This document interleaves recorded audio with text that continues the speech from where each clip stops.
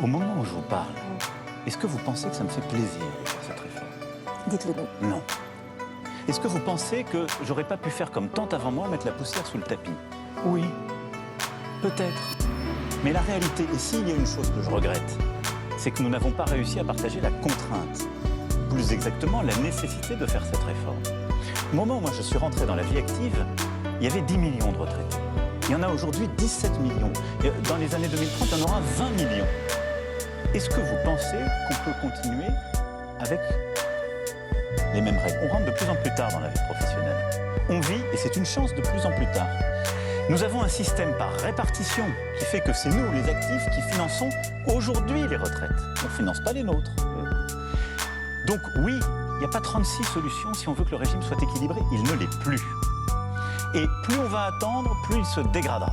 Donc cette réforme, elle est nécessaire. Et je le dis aux Français, ça ne me fait pas plaisir, j'aurais voulu ne pas la faire, mais c'est pour ça aussi que j'ai pris l'engagement de la faire devant vous par le sens des responsabilités.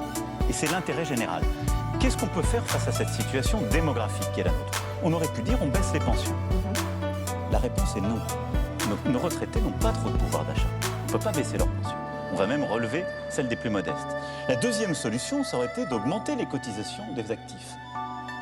Nous avons un problème de pouvoir d'achat en raison de l'inflation, de la Ou des entreprises, Monsieur le Président. Non. Et de mettre les entreprises à contribution, Alors, ce qui n'est pas le cas aujourd'hui dans le financement. Non, parce que je vais venir, c'est pas comme ça que marchent les retraites. Les retraites, c'est des cotisations des actifs pour les retraités. La troisième solution, c'est de dire au fond, j'acte que mon système de retraite a un déséquilibre. Et c'est le budget de l'État qui va le financer par ailleurs. Et alors comment on fait quand c'est le budget de l'État? Soit on augmente les impôts. Nous sommes l'un des pays occidentaux qui a les impôts les plus hauts. Moi, je crois dans la réindustrialisation du pays. On l'a défendu, on est en train de gagner cette bataille. C'est pas pour faire l'inverse.